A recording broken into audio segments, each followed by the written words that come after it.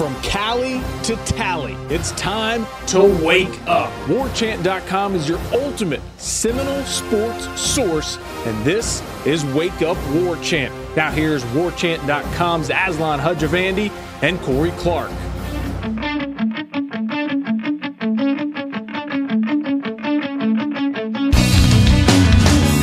Wake up! Oh, it's National Signing Day, Part 1. The early signing period starts today. We'll have continuing coverage wall-to-wall over on warchant.com. Today we'll also have a live stream. We'll have live looks. I think we're going to start at 9 a.m. Then we'll have one at 11 a.m., one at 2 a.m., or sorry, 2 p.m. Don't want to be doing 2 a.m. That's wake-up time. But before all that, let's tee it up for you, folks. Corey Clark in the house as well. What up, Corey? What's up, buddy? This is like Christmas Day before Christmas Day, isn't it?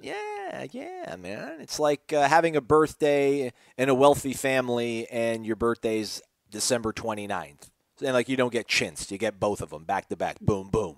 Exactly right, my man. That is a good analogy.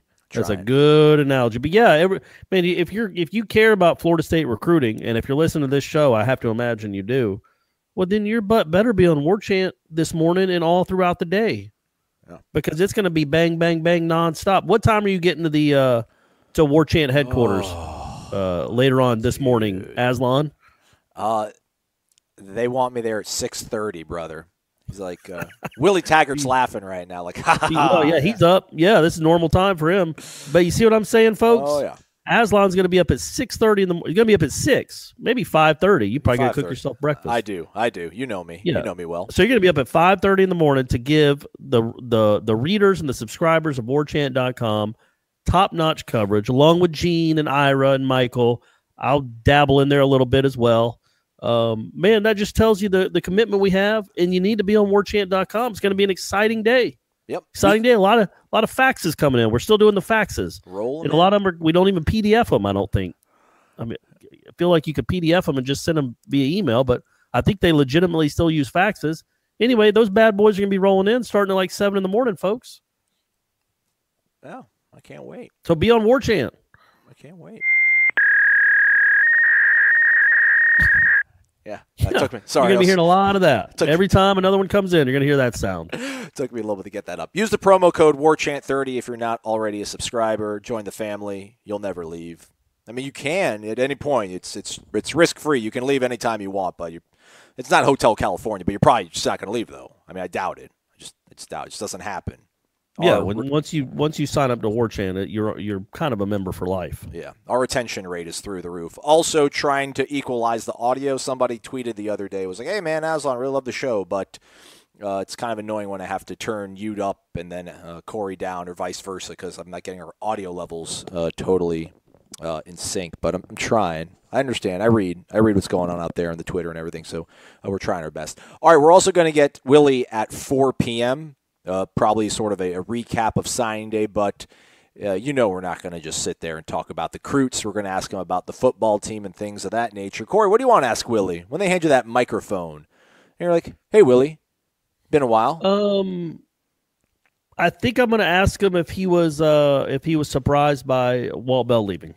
Okay, all right. If he saw that coming, if he had a suspicion that was coming, or if that completely caught him off guard and he had to get in scramble mode. All right. I think that's it. Other than that, ask him, about the things that matter to people, and rightfully so, in my opinion. Quarterback, whether he gets one later today or not. Sam Howell is, he ain't coming, man. I saw somebody on Twitter refer to him as, it said FSU commit deciding between Florida State and North Carolina tomorrow. And I'm like, well, you know what? If he's deciding between Florida State and someone else, well, he ain't a commit. Yeah. He's having a ceremony to announce whether he's going to Florida State or North Carolina. So, we we assume he's probably not going to end up in Tallahassee. And so I'm interested in that, what Willie says about that, because you certainly, we don't really expect DeAndre Francois to be here. So what are you looking at? James Blackman and a walk-on? Like who? I assume they're still looking at other people. And they have some other irons in the fire in case Sam Howell doesn't come to Florida State. They got to have somebody else that they can bring in. You just have to, even if it means scramble mode. So talk to him about the quarterback position and offensive line. I think that's it. I think those are the two biggest needs that this football team has. And obviously Justin Fields is going to be here for a couple of years, but you want to have somebody after him that can learn the system and be just as good as him in 2021? Oh yeah. Come on, Justin. Come home. If we had a pre-show. What are you afraid of, Justin? Yeah. That's the real question. You're obviously afraid of competition. You're afraid of Jake Fromm. Are you afraid of James Blackman too? Huh? Are you going to be a man? You're going to come down to Florida State and try to win some football games? If we had a pre-show meeting, I would have been like, all right, Corey, I want to start the show off with, obviously push into the website, recruiting coverage. I'll ask you about Willie, what we're going to ask Willie, and then I want you to mention something about quarterbacks so that I can ask you a follow-up question.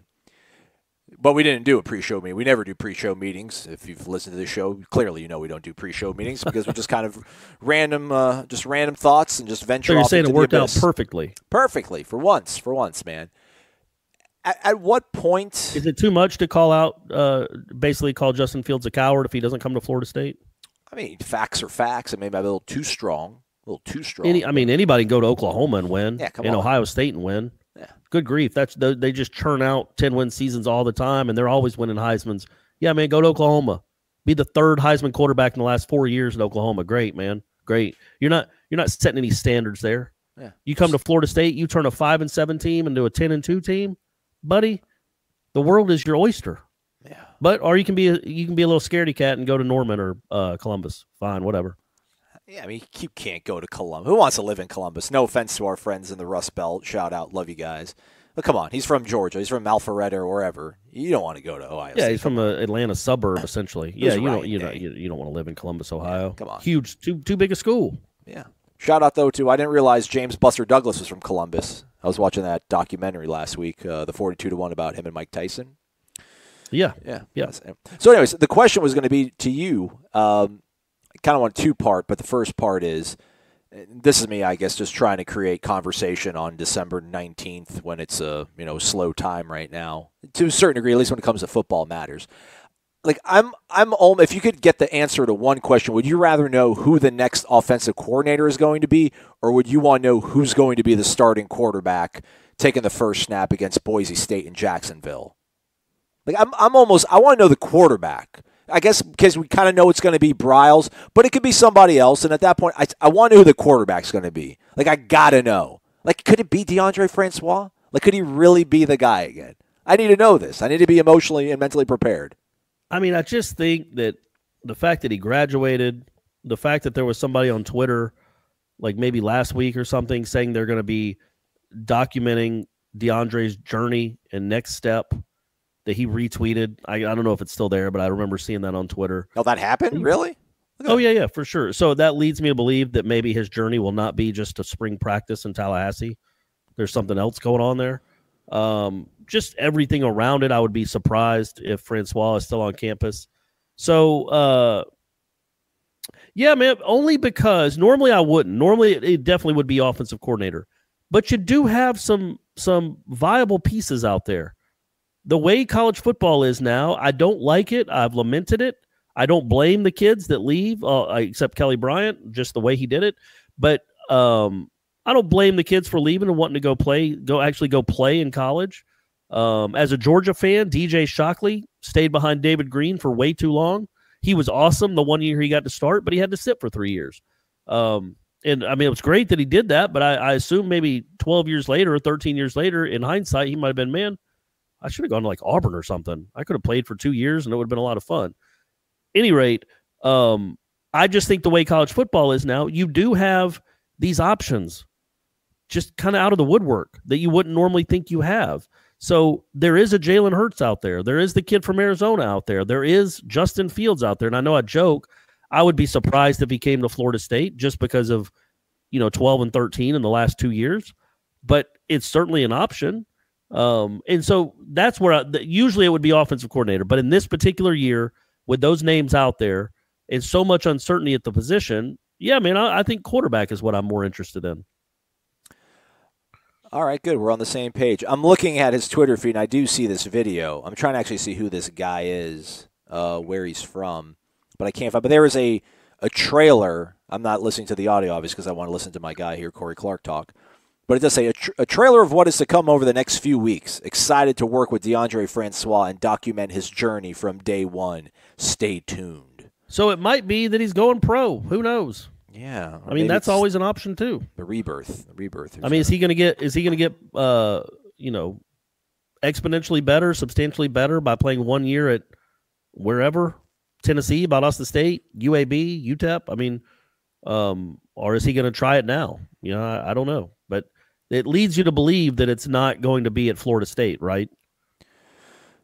What would be happening in the next 2 weeks? What kind of announcement and first step would he be taking in the next 2 weeks? Well, just last year, man, last ride. Could be ride. Could be. I mean, man, wouldn't that be something? Anywho, so I'm very interested in the quarterback position. Yeah, I made my feelings known about DeAndre Francois early into my tenure here on Wake Up War Chant. And I'm not the positive guy, obviously, and it's going to be hard to get a lot of juice going heading into the season. And he's going to be the starting quarterback again. Yeah, I don't see it. I don't see it happen. Come on, give me something. Give me something, Kendall Browse. And if it's not Kendall Browse, I heard you guys talking about this as I was driving through town on Seminole Headlines. I wonder who is the backup plan. Who are some of the backup plans? Because we're at a point now. I don't want to say, and here we go saying I don't want to say, and then I say something. Feels like there's been a sort of conscious effort here to get just an absolute can't miss slam dunk kind of hire. Not in terms of, obviously integrity of who they are, because we're dealing with the last name Browse and we're dealing with Hugh Freeze a few weeks ago. But the decision has been sort of cast to go in this direction where they got to get somebody in here who's going to be able to be like, listen, Willie, don't worry about it. I got you. I got it all handled. You figure out what you need to figure out. I'll have the offense purring. I just don't know how many of those guys don't grow on trees. So if it's not going to be Browse, and there's no reason to think it won't be, but that's something that we're expecting will probably be announced somewhat following their bowl game this weekend. I just wonder who else is there, because we do know there's listen, Willie, we'll get into it later with Michael Langston. Willie's smart. I'm sure he realizes Sam Howell's a long shot at this point, so I'm sure he's got backup options at quarterback. I just wonder who else is in his mind when it comes to maybe being an offensive coordinator. Will he still want to go in that direction if for some reason the Browse thing falls through? Kind of curious about how that's going to work out, but we should know something sooner rather than later, right? Yeah, right? Well, hey, buddy, we will see. We will see. That's the beauty of the next couple weeks. Even in the off season, it's not really the off season. I like that there's a signing day in the middle of December. Kind of keeps us invested and engaged in an otherwise empty month because there's no practice and there's no game to get ready for. All right, I'm not going to drag it out with you, Corey, but just what do we know about UNF? Give us a scouting report. Knowles taking on North Florida, 7 p.m., the men's basketball team, looking just to keep chugging along. Knowles will win, right? Go on a limb. They should win. They should win comfortably. North Florida's 5-7. Florida State, if you haven't been paying attention, is 9-1.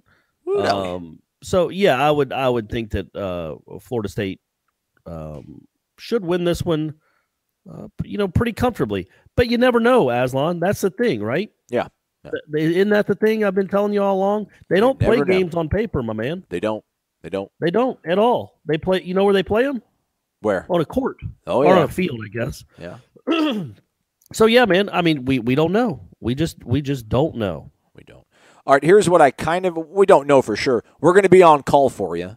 So when this thing is officially official with the offensive coordinator hire, we'll reconvene and we'll bring it. Hot takes galore. I think I'm going to change my Twitter handle. By the way, follow the show, Wake Up War Chant. Follow Corey with an E, _Clark without the E.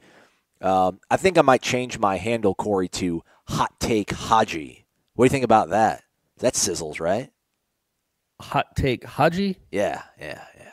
Yeah, nah. I mean, I like it the way it is now. I don't like Hodges. I got to get away from it. It's a fake pseudonym, man. It's not who I am. Well, yeah, I got that. Sure. I mean, Haji though. I'd be more like. I think you can make a play on Aslan. Yeah. Somehow. Oh, maybe like, get off my Aslan. Oh, hey. I'm using the suffix of the name Aslan there. Right. You know, you get off my lawn. You're one of those guys. Correct. You're not old enough to be a get off my lawn guy, but you are a get off my lawn guy. I'm an old soul. As a wise friend once told me at a bachelor party, you're never too young to be a creepy old man. All right. Right on. That's some good wisdom right there. All right, so we will be back tomorrow. We'll wrap up basketball. We'll wrap up signing day. Michael Langston will join us then and also join us here after a little bit of an intermission. Maybe we'll float out some sort of Renegade Express mailbag and we'll do one show next week. And if they hire somebody, we'll dive in. Otherwise, we're probably going to take next week off, everybody. Sorry.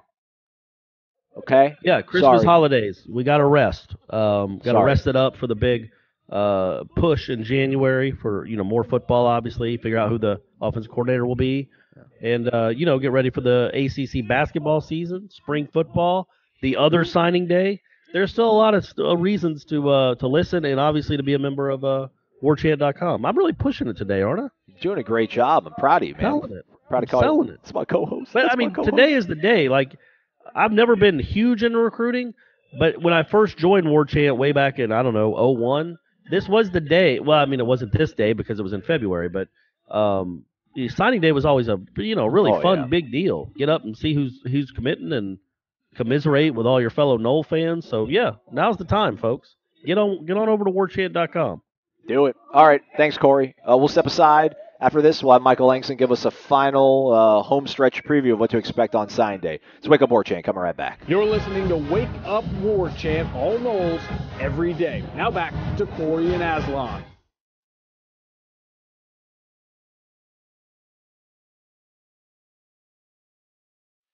All right, here we go. Back on Wake Up War Chant. It's National Signing Day, or at least the first one. The early signing period starts on Wednesday morning. We'll be doing wall-to-wall coverage on warchant.com, live streaming things. We'll do reports. The chat will be going on, and you're probably on hour 36 of not sleeping because you're so pumped. But guess what? So is also Michael Langston. He's here on the show right now. Michael, how are you, bud? I'm good. I'm excited. This is my favorite time because that means signing day's almost over, and that's great. I know, man. I'm ready for it, and I'm excited, and should be an interesting, fun day tomorrow. Yeah, man. You definitely need a breather here and there. All right, let's start off with it. Quarterback, Sam Howell, longtime Florida State commitment. As of us recording this program, he's still committed to Florida State.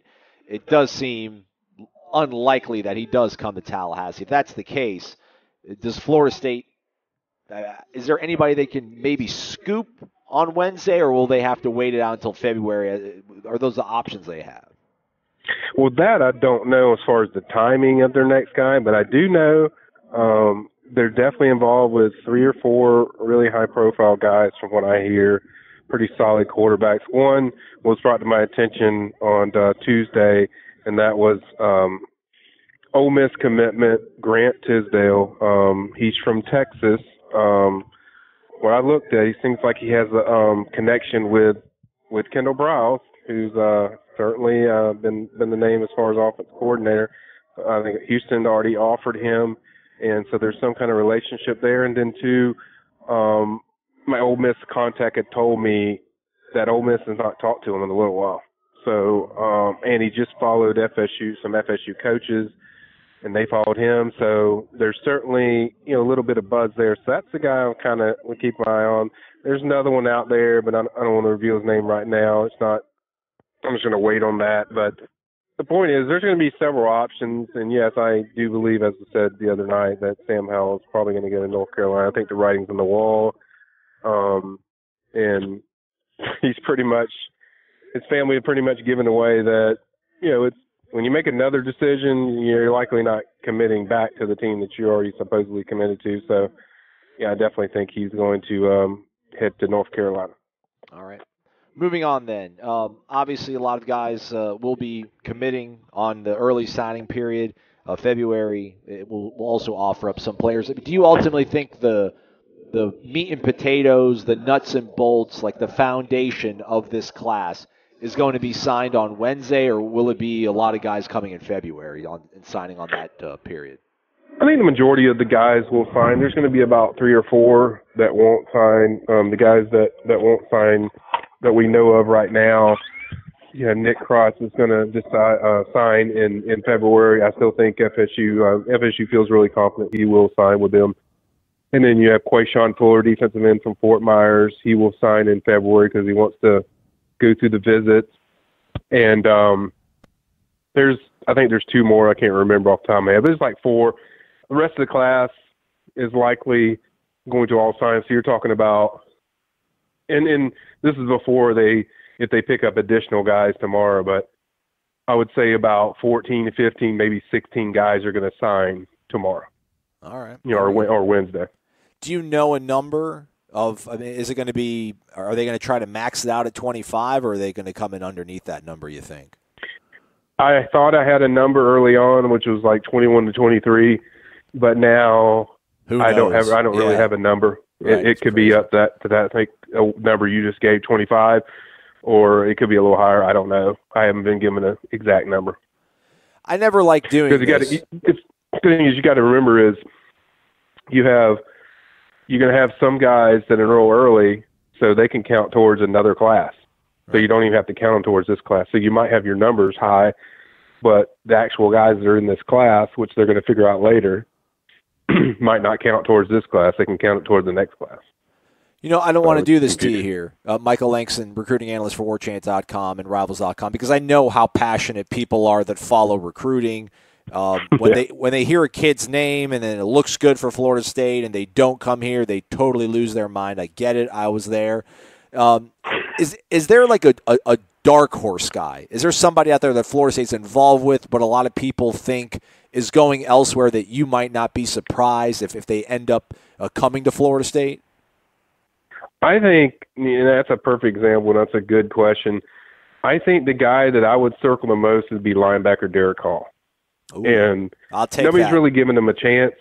They feel like they don't have any shot. You hear Mississippi State with him, Auburn, but you never hear Florida State. But I've been hearing like they've had some momentum going there. I haven't heard any. I mean, supposedly, if the losing teams are supposed to get a call so far, I don't think. I mean, we're talking on Tuesday, and I don't think FSU's gotten a call yet.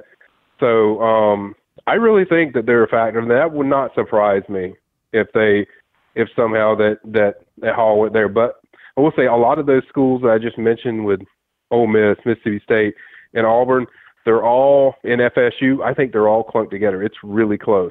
I mean, you could probably ask each team, and they probably think there's some buzz there with them. But FSU's the team I think I've heard the most, even from the Ole Miss sides and the Mississippi State side. They've heard that there's a push there by FSU. So if I had to pick a name, that would be the guy that I would pick. Okay. Would be Derek Hall. How about Speedy Banks, the late Bobby Meeks' son? We haven't talked about him really on the show. That would be obviously a pleasant surprise. What kind of kid is he, and what's who are the teams, I guess, in the mix for him? 6'1", 170-pound cornerback out of Spring, Texas.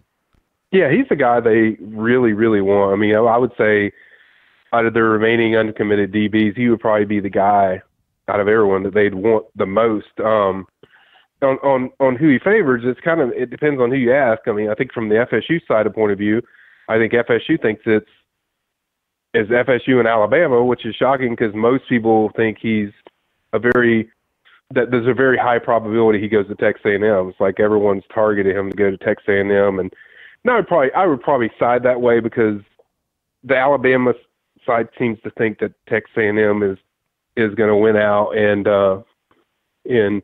really the only side that's told me Florida State and Alabama is the Florida State side. So I would side more towards the Texas A&M, but that's one of those other ones that would it shock me if he picked FSU? Not really because of just the stuff I hear from the FSU side, but I would say Derek Hall falls more in that category than Speedy Banks, but certainly the family history and the ties there certainly never hurts you. But I just didn't get the vibe when I was with that kid that that was for sure a place that he would be, this Florida State. So it would surprise me more with Banks than it would with Hall. I gotcha. All right, what about flip season? ZN, like the kids spell it out. Flip season. You feel good about the boys from Carroll City possibly coming to Tallahassee and signing with the Noles come Wednesday? Yeah, I think there's a solid chance and likely chance. You'll see Jarvis Brownlee. He decommitted from Miami last week, so he'll be. I think he'll be there. He'll sign with FSU, and then I also think Malcolm Ray. That one's a little tougher to read, but I think they both grew up diehard FSU fans. Ray's committed to South Florida, but I think FSU gets him. I think. I'll put it this way: when guys start taking an official visit the weekend before they're signing, that kind of tells you where they're thinking, and I think that's a big thing. You look at all the guys we saw. Jay Williams committed, visited last weekend. Maurice Smith committed again, and then you had those two other guys that came. So I think when you put all that together, plus the dream school at FSU for both of them, I think there's a good chance you'll see them in the class. People like me that are a little negative and skeptical, Michael, might think, well, where were these kids a few months ago in terms of Florida State recruiting? But these aren't Plan B sort of players. These are real players for Florida State. These are guys that can help turn the tide for them. The thing is, you got to remember with that skepticism is these are guys they've talked to all year, or these are guys that they've been following all year. And in some of these cases, they might not have gotten a chance to watch them in action or watch their film. And a lot of times you don't get the senior film comes back till after their seasons. So a lot of times you don't get these guys and you have to do after season evaluations. So some of them, yeah, you go to your secondary plan, but I think these are guys, like for instance, Malcolm Ray, they followed him all year, but his situation opened up with the situation with defensive tackle Tyler Davis, who looks like he's going to Clemson. So that opened up a spot for FSU to go after Ray. So it's like those things. It's a dominoes effect with a lot of these things, but it doesn't mean that these guys are just guys. Oh, let me call this guy up on the phone, and all of a sudden I'll just offer him. It's like, no, they've been watching these guys all year. I guarantee all these guys that are new names to people. These are guys that FSU's been maybe not heavily targeting, but they've been following all year and monitoring what they're doing all season. Because the one thing I will say about this staff is they always give themselves plenty of options. And I think we'll see that at quarterback. I think we've certainly seen that at offensive line already. But they always give themselves a lot of options to choose from. And so just want to kind of explain that to people so they'll understand more about how this process kind of works with evaluations. Right on. Yeah, I appreciate that. You're schooling me on it as well, which I needed. There's so many guys. You got 7 guys on this list here on warchant.com. Yeah. Use the promo code warchant30, folks. Get the scoop. Let Michael make your days better with all his information. You don't have to go through all 7 of the guys. We've talked about some of them. Guys like Will Putnam, Raymond Woody III. Where does Florida State stand with those guys, and who's going to come down between with those guys? Well, I think Will Putnam, as we talked to the other night, I think FSU for Will personally. I think Will's choice, preference would be FSU. I haven't heard, who his parents like yet. I've heard Clemson some, but I don't think that's definitive. But I think they're supposed to talk about this today. But in most cases with this situation, when the kid kind of likes who he likes, the parents usually go along. And once the kid's adamant about it, and everything I hear is that he's pretty adamant that FSU is where he wants to be based on the contacts I've talked to. So I think with Will Putnam, I'd say FSU looks good. I think, barring some kind of change, I think FSU would be my pick there. And then with Raymond Woody, I think that's an interesting one because I think everyone just looks at that on paper and it's like, oh, that's a lock. Dad coaches FSU, but it wasn't really a lot because a lot of times it's more pressure to play when your dad's at the same place. His dad kind of took a step away from his recruitment and let the other FSU coaches kind of handle that stuff. And Notre Dame was heavily in there for a while. I've heard he went to Notre Dame and they kind of were pressuring him to commit. And it's like, basically, if you don't commit, there isn't a spot. So he didn't do that. So they were out. and he took an official visit to Louisville, but Louisville has a whole new coaching change that we know. I mean, a whole new staff. So, you start factoring those things, and FSU is the only official visit he's taken. You have to believe that FSU is going to be the choice. There's connections with Woody to Ole Miss and in California. That's the other team that's in the mix, but he hasn't officially visited those schools, so I can't see him picking a school that he hasn't officially visited. So, I'm going to roll with FSU on that one. I think FSU will win out on that one. All right, last one here, Michael. We couldn't let you get out of here without asking you this question. This guy's got to be on the Mount Rushmore of, I don't want to say signing, but just recruiting headaches or just recruiting as the world turns. One of the stars of the soap opera recruiting, at least this year, Derek Hunter. Yeah. And you've explained it for the last 6-7 months to everybody that, listen, this is just the way the kid operates. You're going to have to deal with it. But the finish line is here. Ultimately, what do you think is going to sway his opinion, his decision one way or the other, whether it is Florida State or not? Well, right now I would say it's going to be Texas A&M. That would be my pick. As I said about Derek is a very unpredictable kid, the most unpredictable kid that I've covered in probably 18 years that I can remember. I've been doing it for 18 years, and I've never seen a kid that's like this kid. He's very unpredictable. He's kind of got the us against the world versus the world mentality, like the whole world's against him. He doesn't listen to really anybody. He kind of flies at the seat of his pants. So, he has his own views of what he thinks, and so you never know what he's going to do.